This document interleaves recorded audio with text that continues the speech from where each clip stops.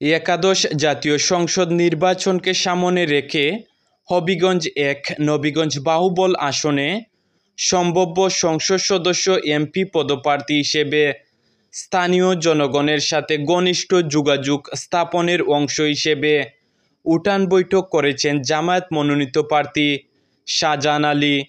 গতকাল বাদ এশা নবীগঞ্জ উপজেলার শাহবাজপুর গ্রামে লন্ডন প্রবাসী মিজানুর রহমান আপন সাহেবের সহযোগিতায় উঠান বৈঠক অনুষ্ঠিত হয়।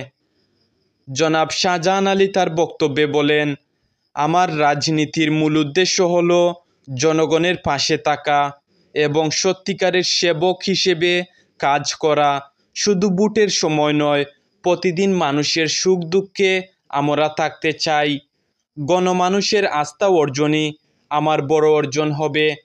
অন্যান্যদের মধ্যে উপস্থিত ছিলেন লন্ডন প্রবাসী জনাব মিজানুর রহমান আপন, উপজেলা জামায়াত সেক্রেটারি জনাব সাদিকুর রহমান চৌধুরী সাদিক, নয়মৌজা সমাজ কল্যাণ পরিষদের সভাপতি মাওলানা ইসমাইল হোসেন জসিম, সাধারণ সম্পাদক আবুল হাসান প্রিন্স, ৬ নং কুশি ইউনিয়ন জামায়াতে ইসলামী সভাপতি আতাউর রহমান, সেক্রেটারি শহীদুল হক, শুয়েব আহমদ, রুমান মিয়া, আব্দুল লতিফ, আসাবুর রহমান, ফয়জুল হক, জালাল আহমদ, লেসু মিয়া, লুকমান মিয়া সহ আরও অনেকে। আসসালামু আলাইকুম রহমতুল্লাহ।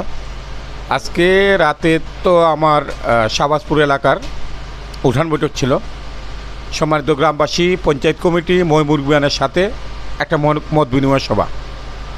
তো আপনারা তো জানেন যে বর্তমান সময়ে উপজেলা পরিষদ নাই, জেলা পরিষদ নাই, সঙ্গত কারণে মানুষ বিভিন্ন উন্নয়ন থেকে বঞ্চিত।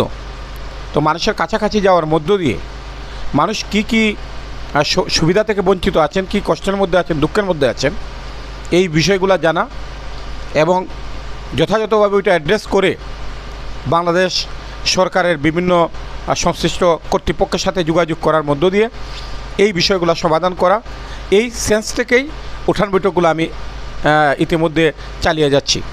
আজকেও আরও একটা এলাকায় উঠান বৈঠক হয়েছে, ৯ নম্বর বাউসা ইউনিয়নের ৭ নম্বর ওয়ার্ডে, একইভাবে একই প্যাটার্নে।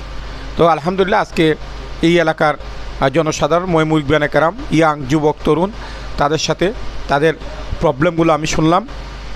সেই সাথে আগামী দিনের আমার কি পরিকল্পনা, আমার দল বাংলাদেশ জামায়াত ইসলামীর কী পরিকল্পনা, এই টোটাল বিষয়টা এলাকাবাসীর সামনে উপস্থাপন করেছি। আর শেষ করে আমাদের মিজানুর রহমান আপন ভাইয়ের বাসায় একটা নৈশভোজ সম্পন্ন হলো। তো আপনারা তো জানেনই, খাওয়া দাওয়া করানো আল্লাহ রসুলের সুন্নাহ। তো একটা সুন্নাহ বাস্তবায়ন করলাম আজকে আমরা একসাথে সবাই মিলে। তো আগামী দিনে আমাদের সার্বিক কার্যক্রমে আমরা যাতে ঐক্যবদ্ধভাবে কাজ করতে পারি, আমরা যাতে মানুষের ইনসাফ, যারা এই সমাজে বঞ্চিত, লাঞ্ছিত, নিগৃহীত, সেই মজলুম মানুষের অধিকার যাতে আমরা আদায় করতে পারি, এর জন্য সামগ্রিকভাবে ঐক্যবদ্ধভাবে আপনাদের সার্বিক সহযোগিতা আমি কামনা করি। সবাইকে ধন্যবাদ। আসসালামু আলাইকুম রহমতুল্লাহ।